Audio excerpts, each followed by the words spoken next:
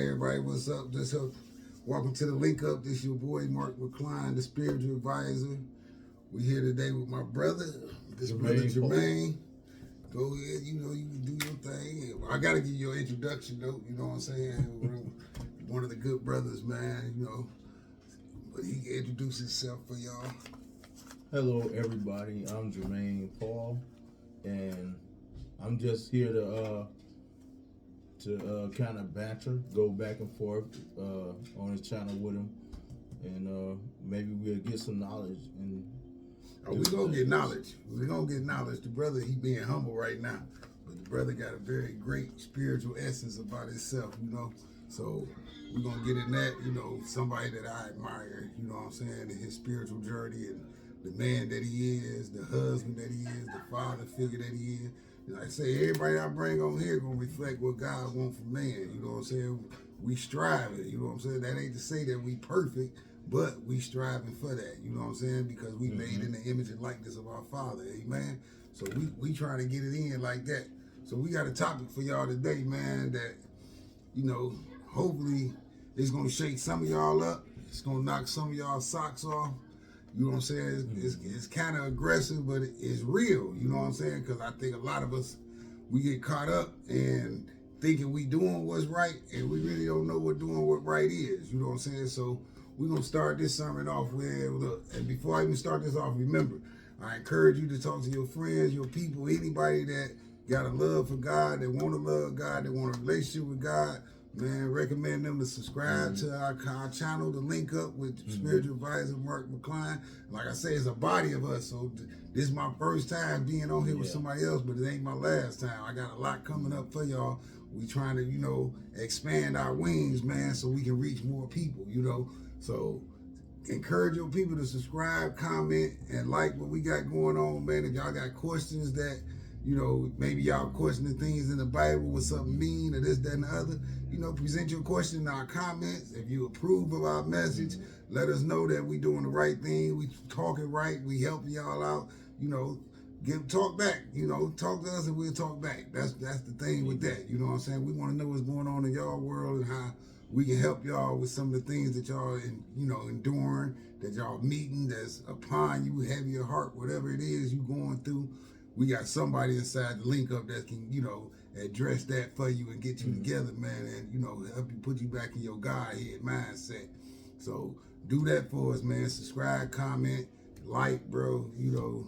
Our sisters, you know what I'm saying? We looking for y'all feedback, We running a program that's, beneficial for everybody, man. We talking about God. You can't lose when you talking about God. You know what I'm saying? So let's get to it. I'm gonna start to open it up. The title of this sermon is going to be called God's Friendship. So we dealing with the friendship of God, and we're gonna break this down with what we mean. But I'm gonna open it up with coming out of our Holy Bible. You know what I'm saying? I like this, especially engraved. Can y'all see that? Yeah. This one of my. And then what I like about this Bible, because it reminds me of what we supposed to look like. You know what I'm saying? How the people looked in that time. So that's kind of profound to me. You know what I'm saying? Because pictures paint words too. So this book means a lot to me, no matter where it comes from. But this one here mean a lot. But let me open y'all up with John chapter 15, and we're gonna read. We're gonna start at instruction 10. Let's see how far we go. Now y'all can always go back to that. That's John chapter 15, starting with instruction 11. I'll let y'all know where we end off at. Or we're gonna start with instruction 10. It say, if you keep my commandments, you should abide in my love, even as I have kept my Father's commandments and abide in his love. Instruction 11, these things have I spoken unto you, that my joy might remain in you, and that your joy might be full. 12, this is my commandment, that ye love one another, as I have loved you.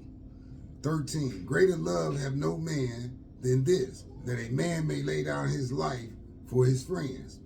14, ye are my friends, if ye do whatever so I command you. 15. Henceforth I call you not servants.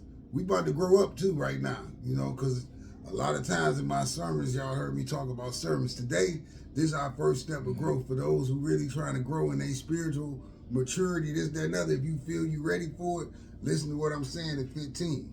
This is what Jesus said.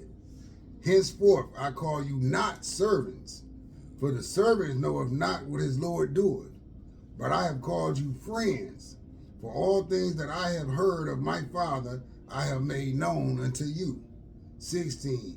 Ye have not chosen me, but I have chosen you, and ordained you, that ye should go and bring forth fruit, and that your fruit should remain, that whatsoever ye should seek of the Father in my name, he may give it to you. 17. These things I command you, that ye love one another. 18. If the world hates you, ye know that it hated me before it hated you. 19. If ye were of the world would love his own. But because ye are not of the world, but I have chosen you out of the world, therefore the world hateth you. 20. We're going to stop at 20. Remember the word that I said unto you. The servant is not greater than his Lord. If they have persecuted me, they will also persecute you. If they have kept my saying, they will keep yours also. Now let's go with this. You know, I mean, we got a lot going on. You know what I'm saying? I want to open up with, you know, we talking about God's friendship, and my understanding of what God has blessed me with to understand about that friendship with God is when I first took on my spiritual journey to become a man of God, I really sought that personal relationship with God, and God was always sending me back to other people. And I really wasn't a sociable person, you know what I'm saying? So I wouldn't, like when you sit, I wasn't catching his message at first, you know what I'm saying? That I'm sitting here talking to God, praying to God, asking you to do this, do that, and God sending other people in there that's actually was fulfilling the things that I was asking him for, but I wasn't seeing it. You know what I'm saying? Like I'd be like, God, you know, I'm going hungry, this, that, and the other, you know, just, you know, give me enough nourishment to carry. Then I got a guy that, a sister, something that'll come through, bring me some food, this, that, and the other. And I'm looking at them like, good looking, my man. You know what I'm saying? I'm not even translating that to see that this was God answering my prayer. You know what I'm saying? I wouldn't understand how God uses man to communicate with man, or how you can ask God for this, that, and the other. Then he send your brother, your sister to you, but you don't give them the credit of being God's helping hand. Right, because you know, he says, a lot of people kind of get this wrong, but he said when you give, he'll give back to you. He said, pressed down, shaken together, and running over will man give unto your bosom. So God doesn't come out the sky, you know, and it's glowing and drop down some bread before you, but he uses but that's what your we be brother. looking for. And that's how he gets men to love men. Hey, you know, when you give in, that's how he gets love man to love man. I agree with that completely. Like you say, you know, we be looking for the magical and the spooky and the, you know, the spiritual part of it, like thinking that, you know, you ask for something, it's just God just gonna drop it in your face, like boom, you know. And it don't be like that. It's really gonna come from one of us. It's gonna come from somebody that look like us. God uses man to deliver his blessings. Yeah. So whatever you asking for God from, you got to look from it from your brother or your sister that's going to be around you. It could be the stranger at your gate, the foe that seeks to do you harm. Yeah. I don't know how it's going to be delivered to you, but it's going to be delivered by man. But it's like he say, this the science of God. This is why I tell y'all I love science when I get to talking about this. But you see how he broke it down, Brother Jermaine? You hit a critical point. Like, that's how he gets you to love us. Yeah. This is how we come, and Jesus said this is his first commandment, to love ye one another. So this is how we come to love each other, because we only gonna get God's grace and God's glory and God's help through one another. Yeah. So if we ain't got no love for one another, how you gonna receive the friendship of God? You know what I'm saying? So my question is, like, we all want to be servants of God. We want to be the lovers of God. We want to be faithful to God. We want to be God's friend. Yeah. But you can't be this. And I mean but, because all that is, you can want that. But if you're not demonstrating that to each other, if you're not demonstrating that to humanity, if you're not being a friend to humanity, if you're not being helpful to humanity, you're not being charitable to humanity, you're not trying to feed the next man, the next woman, or trying to look out, if you're not showing what God is through you to other people, then you can't be God's friend. Right. And you know, Jesus actually prophesied that, like, when people will come to him, they'll be wondering, you know, like we critical of ourselves. So Yeah. you know, he says that he'll see us and he'll be telling us to come in, or you know, like when he end all things, and then you know he bring people into his kingdom. Right. It's people who gonna say, well, when did I do good to you, and when did I do this? And he's gonna say, in as much as you have done it unto these, you have done it unto me. So literally, when you go feed somebody and help somebody, you are extending a hand out to God, and he considers it that way. So, and in truth, in order for you to serve God, we got to be servants of one another. Yep. That's literally how he has I mean, that's the science of Yeah. that. You know what I'm saying? So, you know, I've been talking to a lot of people. You know, I get a lot of different conversations going on about this, that, and the other. So, you know, and that's what brought this topic about, because people trying to figure out why their relationship with God is not going right. And then I'm trying to tell them, like, you know, it ain't really about telling you that you wrong. It's just that you following the program that's not right. Mm-hmm. But the program that you following is a program that was embedded in you. You know what I'm saying? You got to remember your history. You know what I'm saying? You come from a broken people. You come from an enslaved people. You come from an indoctrinated people. And this ain't got nothing to do with race, because I broke that down before. Oh, yeah. Whether you're European or African American, Asiatic, whatever, all of us have been enslaved mentally and physically, one way or another. So we all been indoctrinated with this disease of separation. Or we can stay with the word disease and call it dis-ease. D-I-S-E-A-S-E. So when there's a disease, there's a dis-ease between you and God. Mm-hmm. And whenever there's not an ease, that's a comfort. There's a sense of peace. So when you don't have that within your body and it's not working and functioning properly, we call that a disease. But you can have disease in your relationships. Yeah. Because you can have a dis-ease when you arguing with your spouse or your children or your friends. Then that becomes a disease. And if it's not handled properly, like a cancer, it'll start to spread throughout the relationship and break the relationship down through miscommunication, misunderstanding. Mm-hmm. You know what I'm saying? And then, like you say, coming out, our ego, with us just trying to be our own man. Mm-hmm. We lose sight of God and begin to defend our own integrities and characters and this, that, and the other. And we forget about defending God's integrity, God's character. You know, so often it's so easy for us to manipulate ourselves into our own thinking and not God's thinking. And I also believe, you know, look, we live with this body all our lives. We done did some of the worst things you could possibly do on earth to your body as people. And you know, when you start to get the knowledge of God, and then you picture God, you don't picture somebody on your level. You picture somebody benevolent. So now, automatically in your mind, you are changing your ways to try to gravitate to his level. Okay, so I believe that we don't get completely perfected, and we will not be completely perfected till we see him. He changes our body, but we get knowledge, and then now we start to move on the knowledge, and then we say to ourselves, this is too hard. Mm-hmm. Which is a toil till you die. Oh, you literally are pressing this till we die, like you work a job till you retire. Man should be happy is when he toil. He's laboring for the fruits of God. So really you should be happy with that. Mm-hmm. But you know, you said something like well, they set God up here. Mm-hmm. You know, in a benevolent place, they put him above himself. But in order for you to see God, I mean, the whole point of this sermon is like, in order for you to see God, where do we go to see God? Right. He's there. Okay, so God created us. We all know God created us in his image, but he created people because, of course, I don't want to make him sound little in saying this, but, you know, you don't want to be alone. You don't want to just exist alone and have nothing to love, nothing to interact with. You know what I'm saying? So he created man to interact with.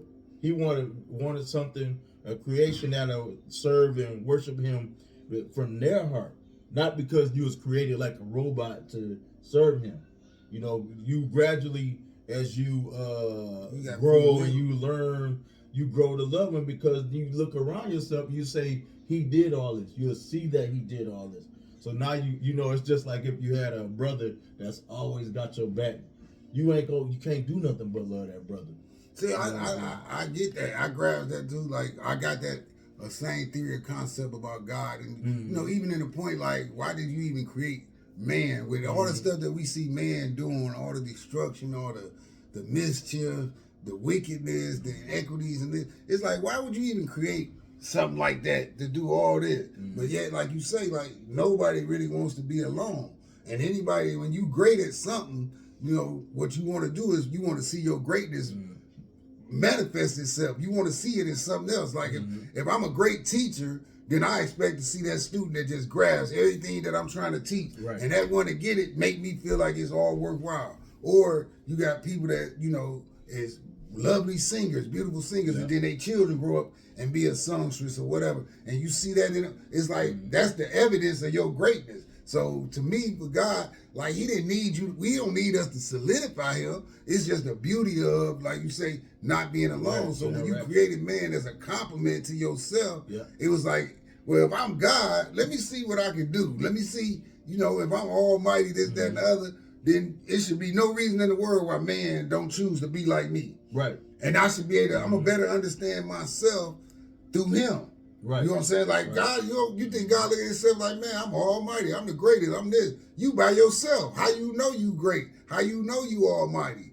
How would God know this about himself if he didn't have us to interact with? So the theory of that creation of man in the image and likeness of God was, like you say, to just solidify to God, like, I don't want to be alone. I want playmates. I want friends. I want somebody to be able to look at, like we do as parents, like when we get our children and you begin to see our attributes and our characteristics rise in them, and they just warm you in such a way that you can't even explain it. And that's a perfect example. Jesus, it says in the Bible that Jesus, when he had washed the disciples' feet, Right. The most humbling thing you could do as a person is wash somebody's feet. Now think about it like this.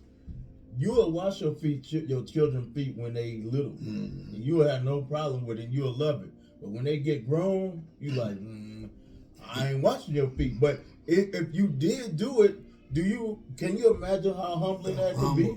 You know what I'm saying? And think about God as like the creator of all things, and he gave us grace and space to live this life and learn about him and change to be something that is more inviting for him to interact with you. Okay. So what about the storyline in the Bible when the sisters, you know, when Jesus came to their home, the one wanted to feed him, and the other one was like, I'm gonna wash your feet. And you know, the other one got a little bit jealous, like, I'm in here slaving over this stove or whatever. You know, I'm trying to cook him a meal, I'm trying to feed him, and you sitting there washing his feet. Like, what the heck is that gonna do for him? This, that, and the other. You know, like that put you in that scenario, but in the eyes of Jesus, he looked at the sister that was washing his feet as such a greater humbleness than the one that was feeding him. Like, not really to make the comparison, but he seen in her humility and her love, her faith for God, that she was able to sit here and wash the feet of me. Like, that was extremely a humbling experience that it shook Jesus. You know what happened there that messed up Martha, though, in that is Martha was doing what she was supposed to do. Exactly. But Martha looked at her as if, like, you know, you getting it the easy way. Right. God give us all tasks to do for him. So probably, maybe, and I'm just paraphrasing, I'm just analogy, maybe if Martha came and said, Jesus, I'm glad to see you today. I cooked a wonderful meal, and I hope y'all enjoy it, and walked away, she would have did everything perfect. Right. And left her and being like glad that you could watch.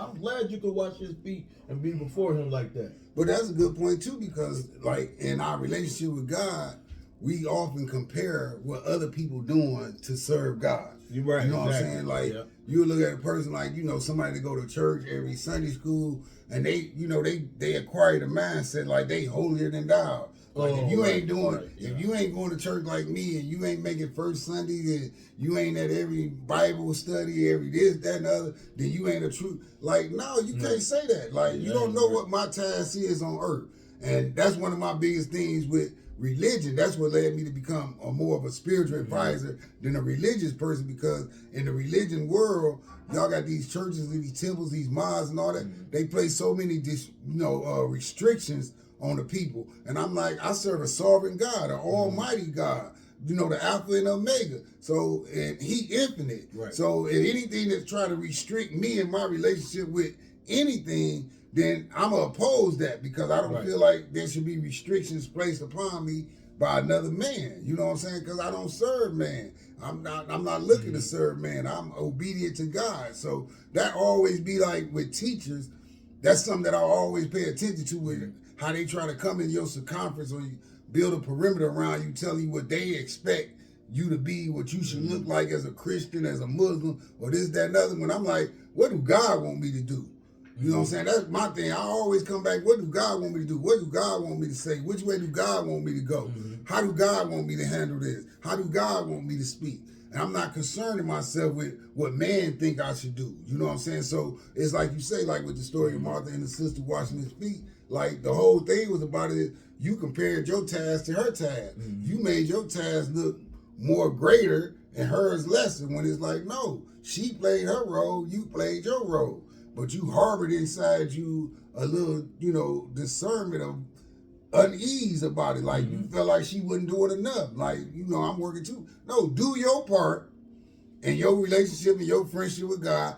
Do your part and let the next person do their part. Yeah. And that takes us back to when God, judge ye not. You know what I'm saying? Don't judge how another person is working for God, because you don't know what God is expecting from that other person in that relationship. And we got friends like that. That's why we talking about God's friendship. You want a friendship with God, the best way you want to understand your friendship with God is by understanding your friendship with your man, in humanity. Now, we all got friends that do different things. You know what I'm saying? You got the friend that's going to be lazy. You know not to expect nothing from them. They just going to come over and ride whatever, but they good people. Then you got the friend that's going to be doing too much. Then you got the friend that think they know it all. You got the friend that want to party all day, this, that, and that. We all got different forms of friends. And to try to compare them to one another, we wouldn't have no friends. Yep. You know what I'm saying? Because we not robotic. Like you just said, we not robotic. You should look for different interests in other people. You know what I'm saying? The qualities of God is so great that you can't just bear it down to one person and say, well, this is how a friend should look. This is how a friend should look. No, a friend should look like one that's comfortable being themselves. God is comfortable with being who he is. You got to be comfortable with yourself to be a friend to God. But to be a friend to God, we got to be comfortable with one another to be a friend to each other. Do you honestly think that you can say you love God and yet not love your brothers and sisters who you see every day? You think you can have a friendship with God and not have a friendship with us? Right. You know what I'm saying? Jesus said the only way to the Father is through me. So you got to have a friendship with Jesus. Jesus is our brother. If he my brother, he your brother. And if we ain't got no friendship with our brother, then we can't get to the Father. So this is what I mean by the science of how God set this up. He let you know while you reaching for him, you should be reaching towards your brothers. You want to hug God, but you can't hug God, but you can hug your brother. You can hug your sister. You can hug your children. You want to see how God love work, then you got to work it into your family structure, your friendships, humanity. You know what I'm saying? This is what it means by being the God on earth, is that you living out the attributes, you living out that image and likeness that you made out of by the Father. You can't just want to give everything to God and excuse the rest of his children. You wouldn't go for that as a parent. Nope. If you got 5 children in the house and you only catering to one, the other 4 is what you starting to breed jealousy, envy, evil thoughts, wicked thoughts. You can influence that if you only taking care of one and you ain't giving the other 4 that attention. You know what I'm saying? So now to have a friendship, and all y'all know as parents, if you got multiple children, your relationship with each child is not the same. Right. It's not the same. That's not by accident, because no 2 people are the same people. So you can't expect a friendship to have one definitive definition. You can't be, and you can't do it with God, because with God, he's so abundant, he's so infinite, that you simply gotta love his ways. Take on. And you know, patience is so vital because, like you said, that you do deal with different friends and different people different ways. So your patience is very important. You can't expect anybody to change or do anything better if you do not be patient with them. Again, like we live in these bodies, we've lived in these bodies all this life. We created habits. We got things that we shouldn't do that we do unconsciously, and we try to adjust ourselves. You know, and I think in the process of that, we get weary. We think that the process is not going to do what it's supposed to do.